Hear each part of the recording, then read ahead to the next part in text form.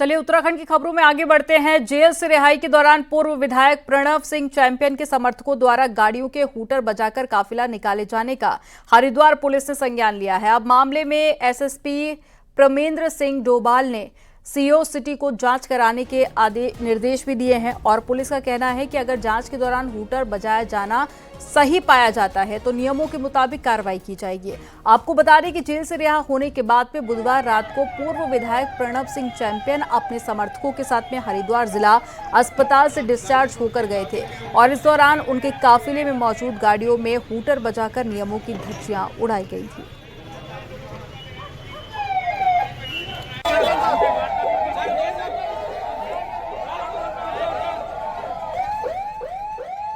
इसके अनुक्रम में उनकी जो है रिहाई जिला अस्पताल से हुई है। इसमें जो वीडियो आप जिसकी आप बात कर रहे हैं वो संज्ञान में आया है। इस संबंध में वरिष्ठ पुलिस अधीक्षक महोदय द्वारा सीओ सिटी को जांच दी गई है। यदि इस पर कहीं हूटर आदि का कोई प्रकाश पाता तो उसके बाद जांच उपरांत जो है जो भी जांच होगा उस पर कार्रवाई। ट्रैफिक पुलिस, थाना पुलिस हमेशा इस पर कार्रवाई करती है। अगर ऐसे हूटर मिलते हैं उनको उतरवाया भी जाता है, उनके चालान भी किए जाते हैं और इसमें आगे ही भविष्य में उनके चालान करें।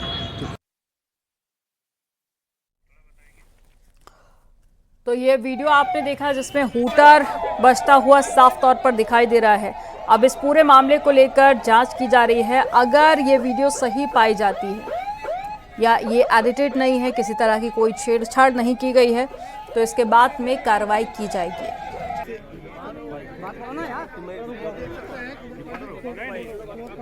और हरिद्वार से पुलकित शुक्ला लाइव जुड़ गए हैं। पुलकित का रुख कर लेते हैं। पुलकित, जो वीडियो सामने आया उसमें साफ तौर पर दिखाई दे रहा है, सुनाई दे रहा है कि हूटर बजाए जा रहे हैं, लेकिन हालांकि पुलिस का एक अपना प्रोसेस होता है। जांच कहां तक पहुंची है और किस तरह की कार्रवाई की जा रही है पूरे मामले में?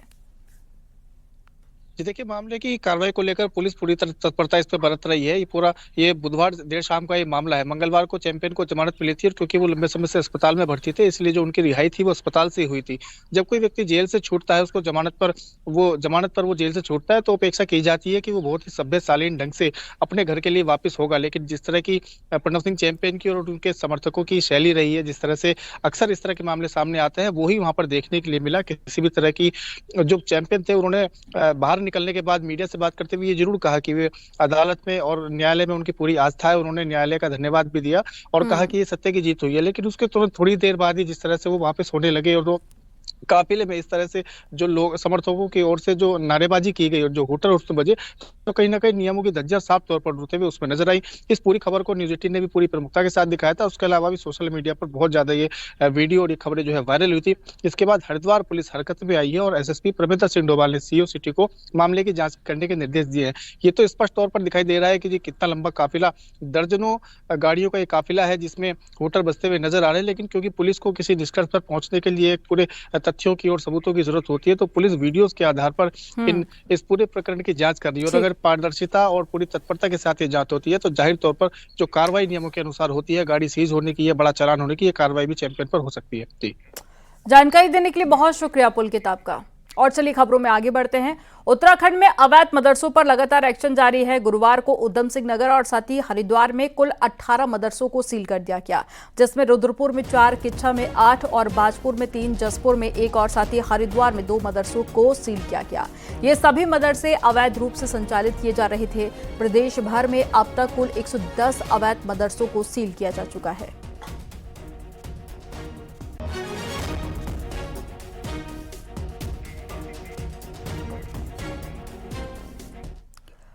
हरिद्वार जिला प्रशासन ने गुरुवार को श्यामपुर क्षेत्र के गेंडी खाता में 2 अवैध मदरसों को सील कर दिया है। और आपको बता दें कि गुर्जर बस्ती में ये मदरसे बिना रजिस्ट्रेशन के ही चल रहे थे। हरिद्वार के डीएम कमेंद्र सिंह ने बताया कि हरिद्वार जिले में 60 से ज्यादा रजिस्टर्ड मदरसे चिन्हित किए गए हैं।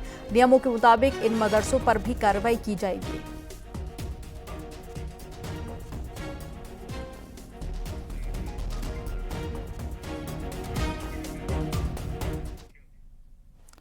हरिद्वार के लक्सर कोतवाली क्षेत्र के सुल्तानपुर में बिजली का कनेक्शन काटने पहुंची यूपीसीएल की टीम के साथ में हाथापाई हो गई। यहां पर एक कोल्हू पर अवैध रूप से चल रहे बिजली के कनेक्शन पर टीम कार्रवाई करने गई थी और इस दौरान कोल्हू संचालकों ने यूपीसीएल की टीम के साथ में हाथापाई कर दी।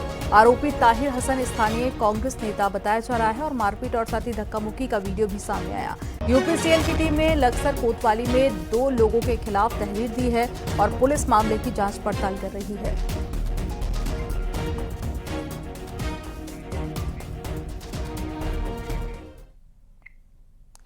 ऋषिकेश के लक्ष्मण झूला नाव घाट पर गंगा में डूब रहे 2 युवकों को बोट संचालकों ने बचाया और बताया जा रहा है कि दोनों युवक जयपुर से आए थे और लक्ष्मण झूला के पास में गंगा में नहाने लगे थे। तभी दोनों गहरे पानी की तरफ चले गए और दोनों ही डूबने लगे। हालांकि दोनों की किस्मत अच्छी थी कि बोट संचालकों की इन पर नजर पड़ गई और दोनों को ही डूबने से बचा लिया गया।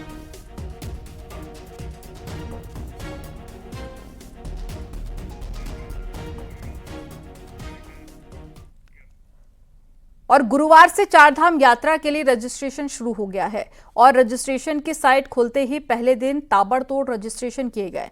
55,000 से ज्यादा लोगों ने रजिस्ट्रेशन कर लिए हैं, जिसमें केदारनाथ के लिए 54,000, बद्रीनाथ के लिए 49,000 और साथ ही गंगोत्री के लिए 31 और यमुनोत्री के लिए भी 31,000 रजिस्ट्रेशन कराए गए हैं।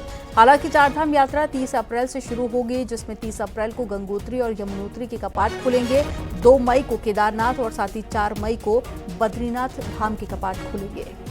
वहीं हेमकुंड साहिब के कपाट भी 25 मई को खुलेंगे।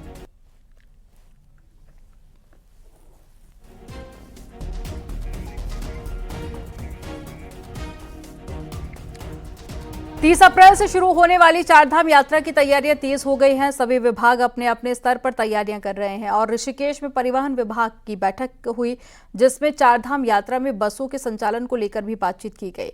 परिवहन विभाग का कहना है कि इस साल पिछले साल से भी ज्यादा यात्री आने की उम्मीद है। ऐसे में बसों की संख्या बढ़ाई जाएगी और जरूरत पड़ने पर कुमाऊं मंडल से बसें लगाई जाएंगी ताकि यात्रा के वक्त बसों की कमी ना हो और यात्रियों को किसी भी तरह की कोई दिक्कत ना हो।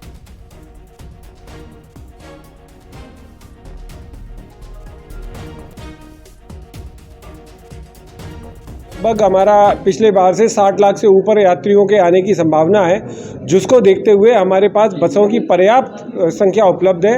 लगभग हमारे पास 2000 बसें इधर अवेलेबल है। उसके अलावा रोडवेज से भी हम लोग बसों को यूज़ करेंगे। इसके अलावा और ज़रूरत पड़ेगी तो हम कुमाऊं से भी बसेस को मंगाएंगे।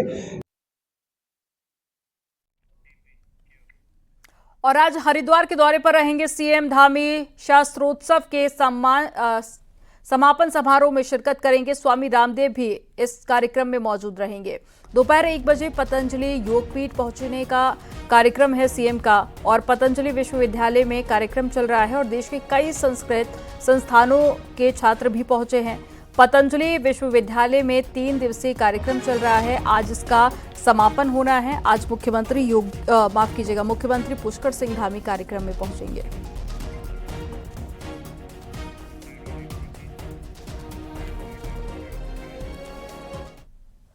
गुरुवार को मुख्यमंत्री पुष्कर सिंह धामी ने सचिवालय में कृषि, उद्यान और साथ ही सहकारिता विभाग के गेम चेंजर योजनाओं की समीक्षा की। इस दौरान सीएम धामी ने निर्देश दिए कि कृषि और उद्यान के क्षेत्र में आर्थिकी बढ़ाने के लिए नवाचार पर विशेष ध्यान दिया जाए। उन्होंने क्लस्टर आधारित खेती के साथ ही मिलेट को राज्य में और बढ़ावा दिए जाने के भी निर्देश दिए।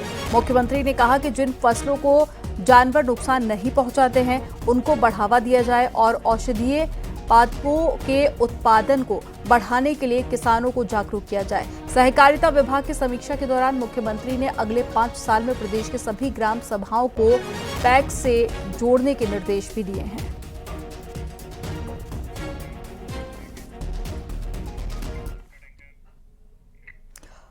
ऋषिकेश नगर निगम चुनाव में बिहार मूल के कैंडिडेट शंभू पासवान को टिकट देने के मामले में बीजेपी का बामुश्किल विवादों से पीछा छूटा था। बावजूद इसके बीजेपी उत्तराखंड में अब 9 दिन का बिहार दिवस भी मनाने जा रही है।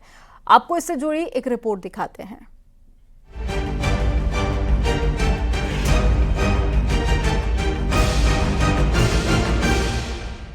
22 मार्च को अलग बिहार राज्य का गठन हुआ था। बिहार के इस जन्म दिवस को उत्तराखंड बीजेपी भी धूमधाम से मनाने जा रही है। इसके तहत 22 मार्च से 30 मार्च तक प्रवासी बिहारियों के बीच बीजेपी कई कार्यक्रम आयोजित करेगी, जिसे नाम दिया गया है स्नेह मिलन कार्यक्रम।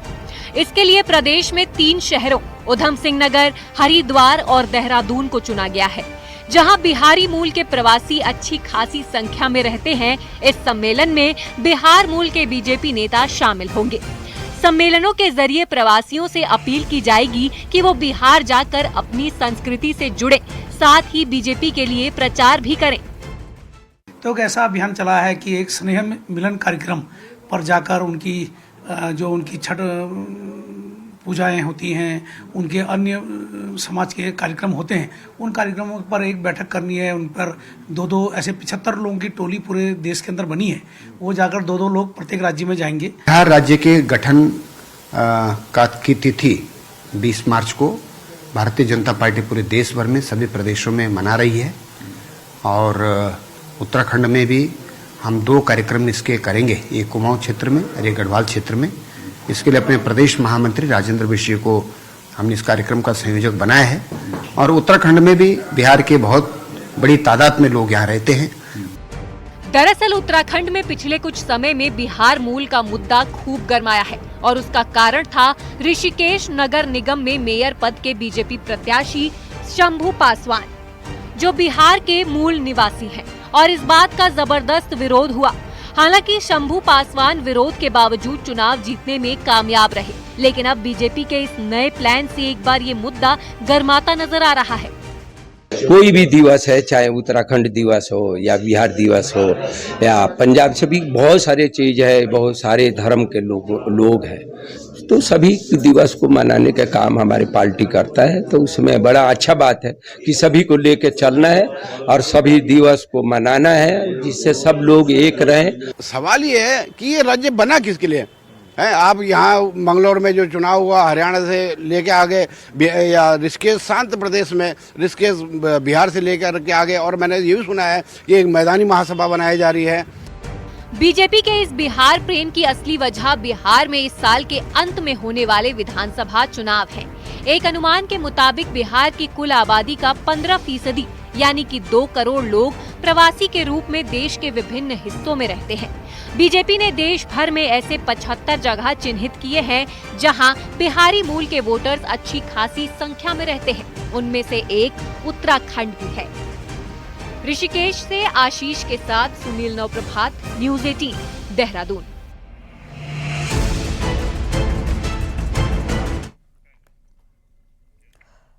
प्रेमचंद अग्रवाल के इस्तीफे के बाद में कांग्रेस का कॉन्फिडेंस बढ़ा हुआ है। ऐसे में बीजेपी को घेरने का कोई भी मौका कांग्रेस नहीं छोड़ना चाहती। मंत्रियों के विभागों से लेकर उत्तराखंड की अस्मिता की बात पर कांग्रेस कोई मौका नहीं छोड़ना चाहती है। इससे से जुड़ी आपको एक रिपोर्ट दिखाते हैं।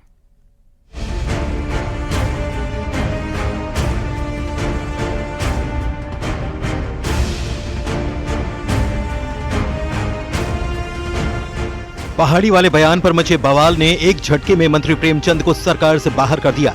इसी बात को कांग्रेस अपनी जीत मान रही है। तो गुरुवार को देहरादून में बड़े नेताओं की बैठक में यही तय हुआ कि अब बीजेपी के मंत्रियों और नेताओं को घेरने का कोई मौका नहीं छोड़ा जाएगा और सबकी गलतियों और बयानों को मुद्दा बनाया जाएगा। कांग्रेस का कहना है कि आने वाले दिनों में विभागों में घपलों से लेकर मंत्रियों और नेताओं की कारगुजारी पब्लिक को बताई जाएगी, ताकि प्रेमचंद अग्रवाल की तरह बीजेपी नेताओं का सच लोग जान पाएं। तो उत्तराखंड की अस्मिता की बात भी कांग्रेस साथ जोड़ना चाहती है। निश्चित ही टारगेट पे है और मुद्दा बनाने की जरूरत कहाँ है? मुद्दा तो बना हुआ है। हर आदमी जनमानस के मन में ये बात है कि बीजेपी लगातार उत्तराखंड के नागरिकों का अपमान कर रही है और लोग अब सहन करने के मूड में नहीं है। परिणाम जो आते हैं वो चुनाव में दिखे जाते हैं और बीजेपी को इस बार इसकी भुगतान करनी है। प्रेमचंद अग्रवाल के इस्तीफे के बाद बीजेपी माहौल शांत करना चाहती है ताकि इसका नुकसान न हो पाए, लेकिन मंत्री के इस्तीफे ने कांग्रेस का ये कॉन्फिडेंस बढ़ा दिया है कि जनता को बात समझ में आई तो बीजेपी के दूसरे नेताओं का विकेट भी गिराया जा सकता है, ताकि माहौल का फायदा साल 2027 में मिल पाए और कांग्रेस सत्ता में वापसी कर पाए। लेकिन बीजेपी ऐसा नहीं मानती। देखिए, भारतीय जनता पार्टी का किसी प्रकार की परेशानी नहीं है और परेशान थी भी नहीं और होगी भी नहीं। कांग्रेस अपने बारे में सोचे, अपने बारे में चिंता करे और जब आने वाला समय होगा अभी चाहे पंचायतों के इलेक्शन हो, चाहे 2027 का चुनाव हो, तो आटे चावल का मालूम हो जाएगा कि कहां पर आप स्टैंड कर रहे हैं। प्रेमचंद अग्रवाल का मुद्दा सदन से शुरू होकर सड़क तक पहुंचा और अंत में इस्तीफे के साथ खत्म हुआ। तो मंत्री के इस्तीफे को अपनी जीत मान रही कांग्रेस दूसरे बीजेपी नेताओं और मंत्रियों के बयान और कारनामे बताकर वही कहानी दोहराना चाहती है। दीपांकर भट्ट, न्यूज़ 18, देहरादून।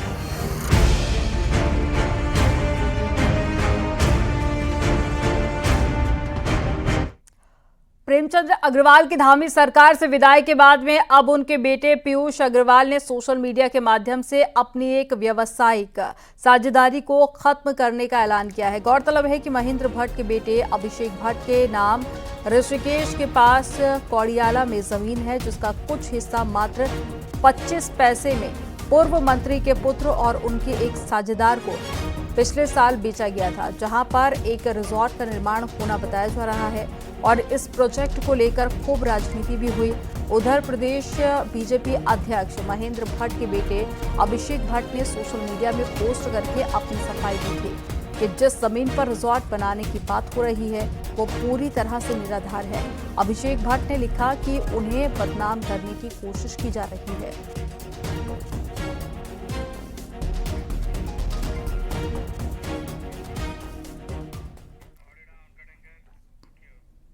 चमोली से बड़ी खबर मिल रही है, जहां पर औली में फिट इंडिया प्रोग्राम के तहत में खेल होंगे। 22 और 23 मार्च को नॉर्डिक स्कीइंग स्नो मैराथन का आयोजन किया जाएगा और इसके साथ ही योग और ध्यान का भी आयोजन होगा। इन खेलों का आयोजन भारतीय खेल प्राधिकरण और विंटर गेम एसोसिएशन उत्तराखंड करा रहा है।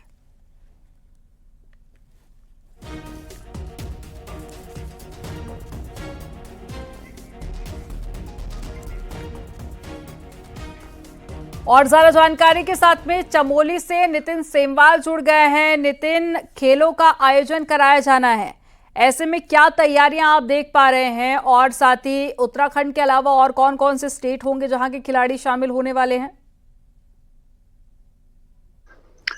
जी, अगर इस पूरे इवेंट की बात करें तो कल यानी कि शनिवार और रविवार को ये औली में आयोजित होना है और इसे विंटर कार्निवाल का नाम दिया गया है। इससे पहले नेशनल खेलों का आयोजन औली में होना था, लेकिन कम बर्फबारी की वजह से उन्हें स्थगित करना पड़ा और अब जिस तरीके से फिट इंडिया को लेकर पूरे देश भर में सरकार कई खेल आयोजित कर रही है, कई साहसिक खेलों का आयोजन हो रहा है, उसी के तहत ये खेल औली में रखे गए हैं ताकि पर्यटकों को लुभाया जा सके। पर्यटक 2 दिन तक इन खेलों को देखने के लिए औली पहुंचे। तो इसमें जो जितने भी स्कीइंग से संबंधित खेल है, योग शिविर है, सांस्कृतिक कार्यक्रम है, इन सब चीज का आयोजन किया जाना है। ओपन स्कीइंग चैंपियनशिप का भी आयोजन किया गया है और इसमें बताया जा रहा है कि पूरे देश भर के अलग अलग राज्यों से खिलाड़ी औली पहुंचेंगे। इसके अलावा उत्तराखंड है और उत्तराखंड के जो तमाम 13 जिले हैं वहां से भी स्कीइंग के शौकीन जो खिलाड़ी है वो औली पहुंचने लगे हैं और तैयारियां लगभग पूरी हो चुकी है। ये केवल एक इवेंट है और इससे औली में पर्यटक गतिविधि बनी रहे पूरे वर्ष भर, इसलिए इस खेल का आयोजन विंटर गेम एसोसिएशन और भारतीय खेल प्राधिकरण के द्वारा आयोजित किया गया है। जी, जानकारी देने के लिए बहुत शुक्रिया आपका नितिन। और हरिद्वार से खबर मिल रही है, जहां पर महाकुंभ के समापन के बाद में हरिद्वार लौटे हैं साधु संत। निरंजनी अखाड़े के संतों का स्टेशन पर स्वागत किया गया। अखाड़ा परिषद के अध्यक्ष महंत रविंद्रपुरी समेत सैकड़ों संत पहुंचे। प्रयागराज कुंभ के अनुभव को उन्होंने साझा किया, अभूतपूर्व अनुभव बताया और अब 2027 अर्धकुंभ हरिद्वार की तैयारी भी की जा रही है। तो ये तस्वीरें आपको दिखा रहे हैं रेलवे स्टेशन की, जहां पर महाकुंभ के बाद में साधु संत जब वापस लौटे तो उनका स्वागत किया गया और साथ ही उन्होंने अनुभव को अभूतपूर्व बताया और साथ ही 2027 में अर्धकुंभ होगा हरिद्वार में, जिसकी तैयारियां अब की जाएंगी।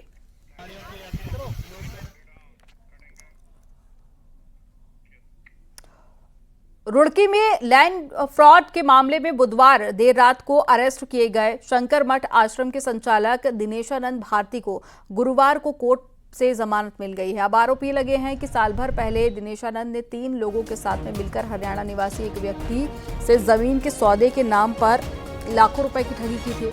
मामला रुड़की कोतवाली में दर्ज किया गया और इसी बीच में दिनेशानंद भारती ने एक वीडियो में मुख्यमंत्री पुष्कर सिंह धामी को लेकर आपत्तिजनक टिप्पणी की थी।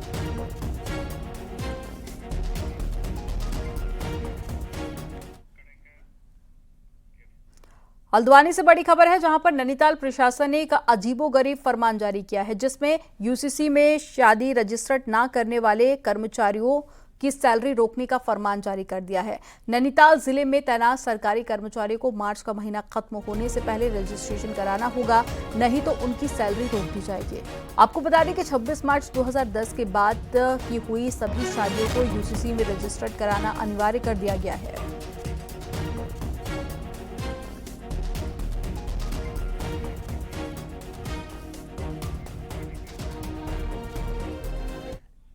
देहरादून के पटेल नगर में लव जिहाद का मामला सामने आया, जहां पर मुस्लिम युवक नदीम पर अपना नाम बदलकर हिंदू लड़की के साथ में शादी करने का आरोप लगाया है।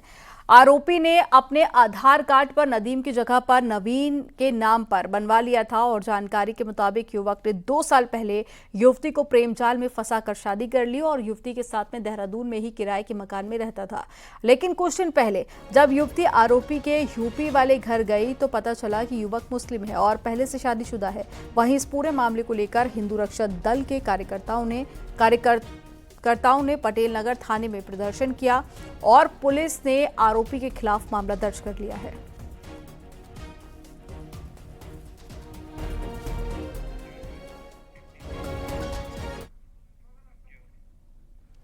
हरिद्वार में खनन माफिया की दबंगई देखने को मिली है, जहां पर एक वीडियो सोशल मीडिया पर काफी वायरल हुआ, जिसमें कुछ खनन सामग्री से लदी tractor trolley driver security guard पर ट्रैक्टर चढ़ाने की कोशिश करते हुए नजर आ रहे हैं।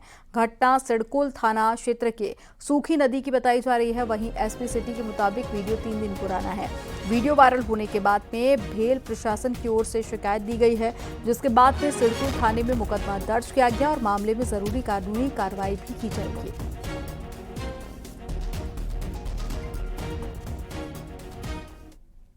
ये थाना सिडकुल क्षेत्र का मामला है। ये बीएचईएल की ज़मीन है, उन्हीं के सिक्योरिटी गार्ड्स उस पर रोकते हुए दिखाई दे रहे हैं। लेकिन तो मुख्य बात है कि वीडियो वायरल होने के काफ़ी देर बाद बीएचईएल द्वारा थाने में एक तहरीर दी गई है वहाँ के प्रशासनिक अधिकारी द्वारा, जिसके आधार पर अभियोग पंजीकृत किया है और इस पर कानूनी कार्रवाई की जा रही है।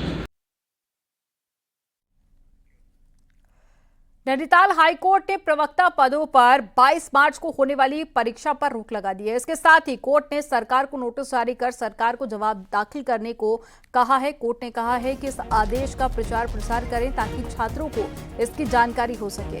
आपको बता दें कि उत्तराखंड पब्लिक सर्विस कमीशन ने जुलाई 2024 में प्रवक्ताओं के 200 पदों के लिए विज्ञापन जारी किया था और इस विज्ञप्ति को हाईकोर्ट में चुनौती दी गई और कहा कि ये AICTE यानी कि अखिल भारतीय तकनीकी शिक्षा परिषद के नियमों के खिलाफ थी।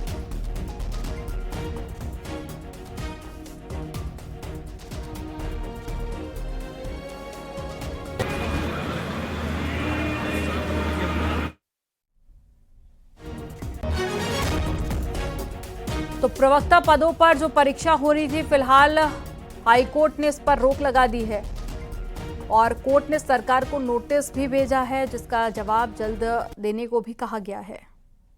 तो 22 मार्च से प्रवक्ता का पेपर होना था, लेकिन फिलहाल नैनीताल हाईकोर्ट की तरफ से इस पर रोक लगा दी गई है।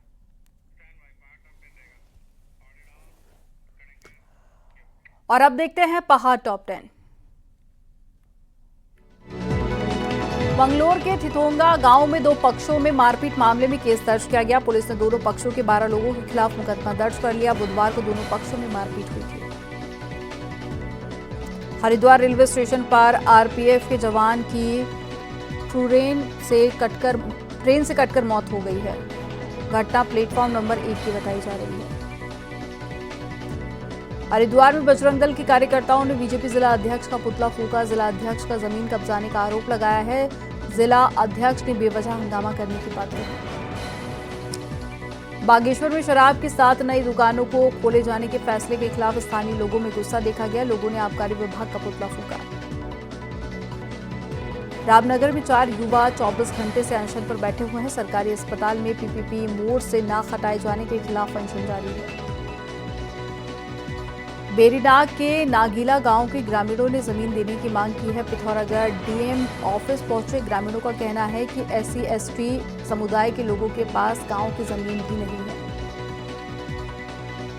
रानीखेत में संयुक्त मजिस्ट्रेट ने किलकोट पंत कोटली सड़क में निर्माण कामों का निरीक्षण किया और गुणवत्ता को लेकर PMGSY के अधिकारियों को निर्देश दिए।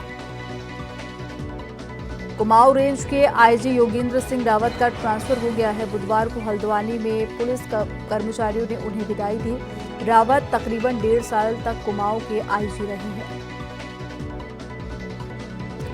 IPS अधिकारी रिद्विम अग्रवाल को कुमाऊं रेंज के नए IG का चार्ज दिया गया है। IG कुमाऊं ने पुलिस अधिकारियों के साथ में बैठक की और पुलिसिंग को ज्यादा पब्लिक फ्रेंडली बनाने के निर्देश दिए।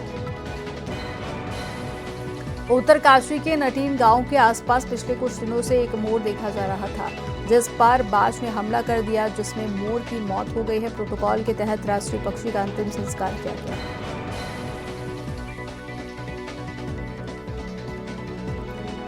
यहाँ वक्त हो गया एक छोटे से ब्रेक का। आप देखते रहिए News 18।